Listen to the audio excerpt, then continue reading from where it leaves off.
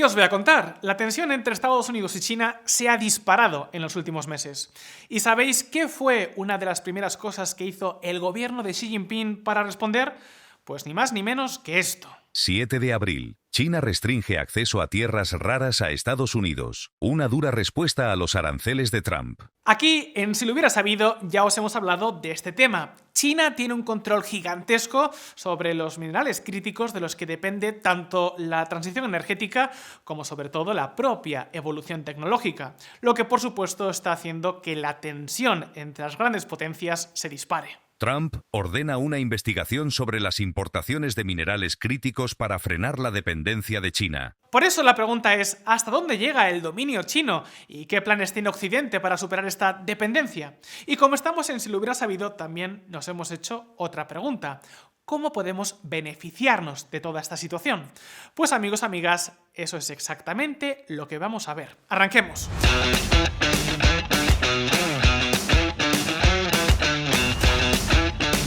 Durante años, el gobierno chino ha tenido una auténtica obsesión: expandir su control sobre toda la cadena de producción de los minerales considerados como críticos a nivel mundial. Desde la extracción hasta su transformación, pasando por su refinado. Y vaya si lo han conseguido. Y eso pese a que, excepto en algunos minerales y metales concretos como las tierras raras, el grafito o el silicio, lo cierto es que la cuota de China en la producción mundial de minerales es más bien pequeña. Digamos que no hay tantos yacimientos dentro del país como le gustaría a Pekín. Pero da igual, eso no les ha detenido lo más mínimo. Hoy por hoy, la gran mayoría de los minerales y los metales que se extraen en todo el mundo se envían precisamente a China para ser refinados y procesados. Y aquí, amigos, es exactamente donde aparece un control aplastante de la cadena de producción de minerales críticos a nivel mundial. Hablamos de que China produce más del 90% del galio y del silicio refinado, más del 80% de las tierras raras y más del 60% del refinado del aluminio, del cobalto, del litio, del telurio o del manganeso, entre otros muchos minerales considerados como críticos, especialmente para la industria tecnológica mundial. Incluso la cuota china sobre el refinado de cobre es de casi el 50% a nivel mundial. Y eso que el cobre es uno de los elementos más utilizados y desde luego un componente absolutamente clave de la nueva economía electrificada que se está desarrollando en todo el mundo. Así que ya os podéis imaginar el enorme poder de mercado que esta situación le da a Pekín. Con los datos en la mano, si hablamos de baterías, de turbinas eólicas, de paneles solares o incluso de chips, el dominio chino sobre los minerales que hacen para producir todos estos equipos es aplastante. Y esto, como os podéis imaginar, tiene importantes consecuencias a nivel económico, tecnológico y también político. Pero si os parece, veamos un ejemplo concreto.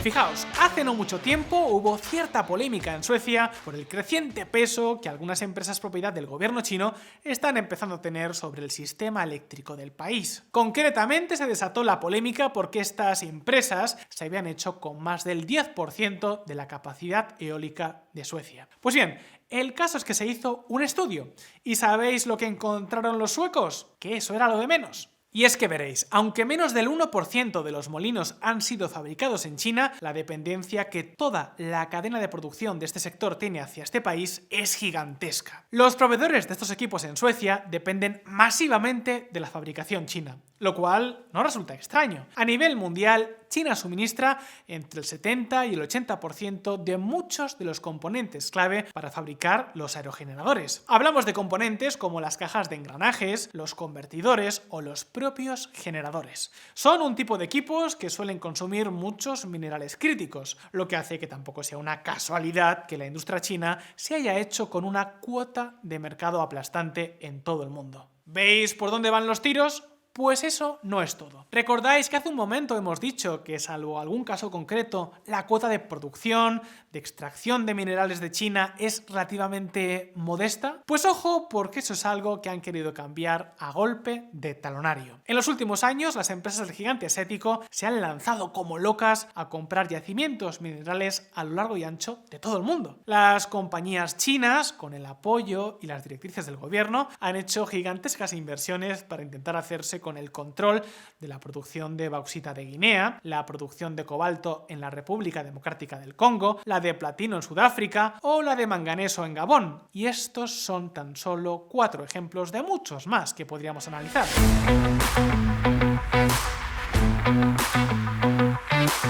Pero una vez que dominan estas explotaciones, ¿qué pensáis que es lo que hacen? Pues, lógicamente, dar preferencia al mercado chino tanto para su consumo como para el propio refinamiento de estos minerales, lo que, tal y como hemos visto, refuerza su papel casi monopolístico sobre el mercado mundial, con todo lo que ello implica. Por ejemplo, se sabe que China ha desviado exportaciones de grafito, un mineral clave en la fabricación de baterías, desde Suecia hasta Hungría, precisamente para abastecer a las empresas chinas de baterías que están construyendo fábricas en este país de Europa del Este. Lo que en cierto modo es un reflejo de cómo los distintos actores del sistema de producción chino cooperan a nivel internacional. Lo cual, tiene sentido. Pensad en la facilidad que tienen para negociar con una cultura y un idioma común. Es normal que tienda a cooperar más. La cuestión es que todo esto está alentado además por el propio gobierno, que es de hecho lo que explica por qué tanto los bancos públicos como las empresas estatales han estado profundamente involucrados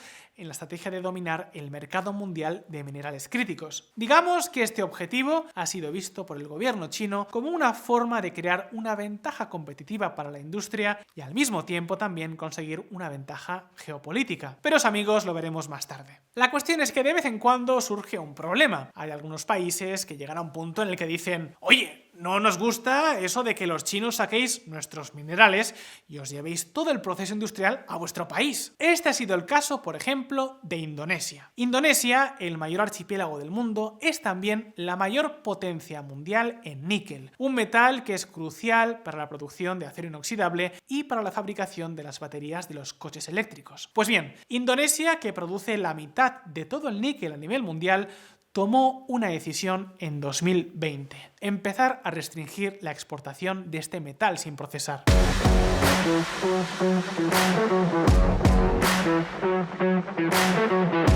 Al mismo tiempo, también aprobó un montón de incentivos para invertir en fundiciones donde refinar el níquel. Lógicamente, la idea es que poco a poco se estableciera un fuerte tejido industrial dentro de la propia Indonesia. Y en cierto modo, esta política fue un éxito. En solo 3 años, su peso en la fundición mundial del níquel pasó del 23 al 37%. La pregunta es, ¿qué supuso esto para el control chino? Pues que incluso salió reforzado. Sí, me habéis escuchado bien. Los chinos se lanzaron masivamente a invertir en estas fundiciones, hasta el punto de tener hoy por hoy un peso desmedido en todo este nuevo ecosistema. Por ejemplo, de las 7 fundiciones del país que refinan el níquel para ser usado en la producción de baterías, las empresas chinas son las accionistas principales en 4 de ellas y tienen participaciones importantes en otras 2. Es decir, que China está presente en 6 de estos 7 complejos industriales. Y amigos, aquí hablamos del níquel de Indonesia, pero lo cierto es que ocurre lo mismo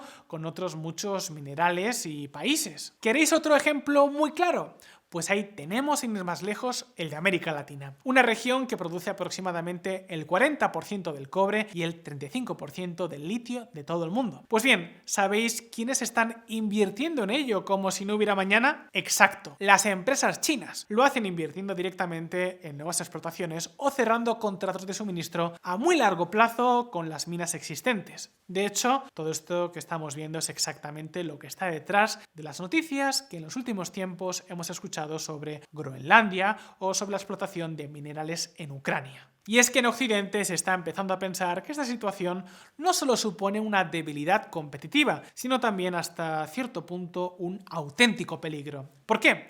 Pues ahora mismo lo vamos a ver.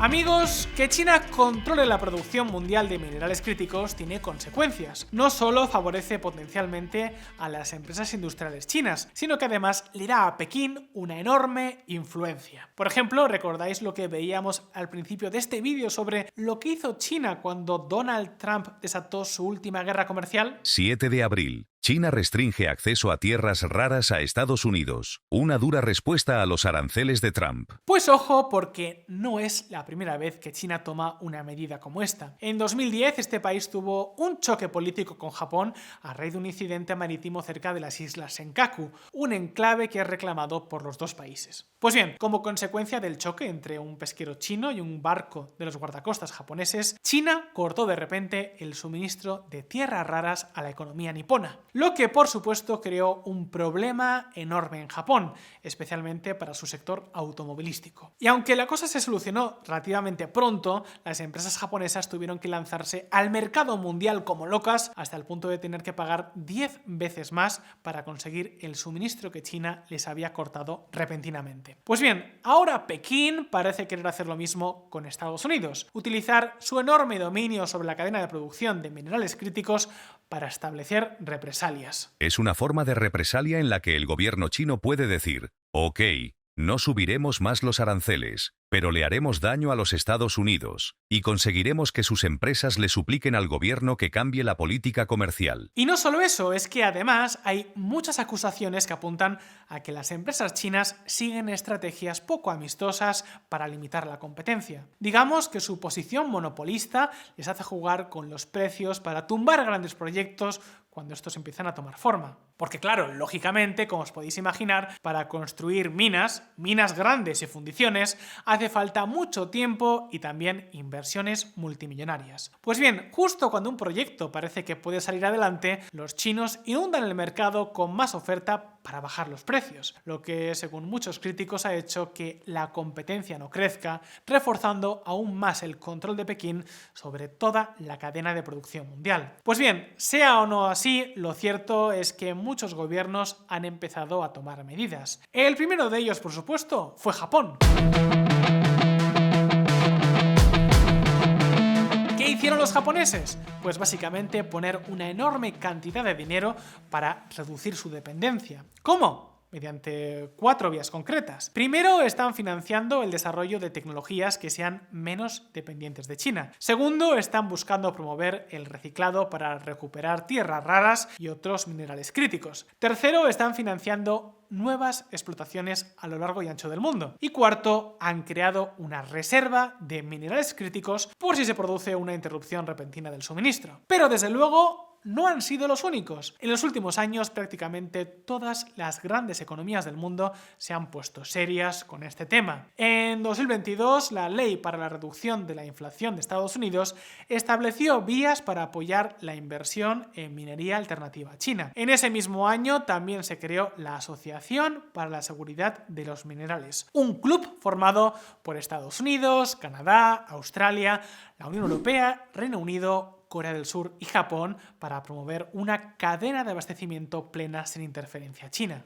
En 2024, la Unión Europea sacó adelante su propia Ley de Materias Primas Críticas. Y ahora, con los últimos anuncios de Pekín, probablemente estos planes se vean reforzados. El sentimiento de urgencia es cada vez mayor. 6 de abril. Estados Unidos cerca de llegar a un acuerdo sobre minerales críticos con la República Democrática del Congo. Con todo, aquí hay 2 países que pueden salir particularmente beneficiados. Estoy hablando de Australia y Canadá, que no solo son muy extensos, sino que también son muy ricos en recursos naturales. Claro que un momento, porque no es tan sencillo. En los países desarrollados, abrir una mina, y no digamos ya una fundición, que son centros muy contaminantes y con mucho consumo energético, no resulta nada fácil, por no hablar de que puede llevar muchísimo tiempo. Lógicamente, no vale con decir «abramos una mina», para nada. Hay que preparar el proyecto, la financiación, comprobar los yacimientos, construir la explotación y la infraestructura necesaria asociada a ella, contratar y preparar a la mano de obra, etcétera, etcétera. Al final es un proceso que fácilmente puede llevar unos 5 años en el caso de las minas de litio y más de 10 si hablamos de explotaciones de cobre o níquel. Así que poca broma. Y eso además cuando se da luz verde, porque a veces las cosas se retrasan aún más. Por ejemplo, el gigante minero Rio Tinto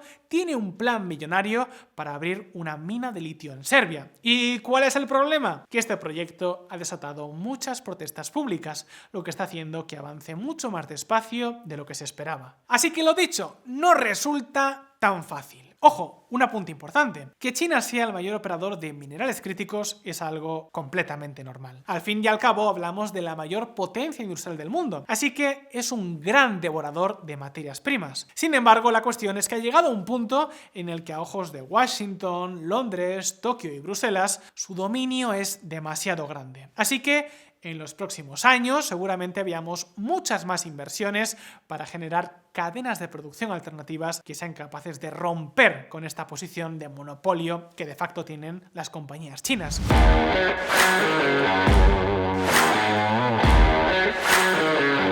Amigos, estas inversiones se producirán casi con total seguridad.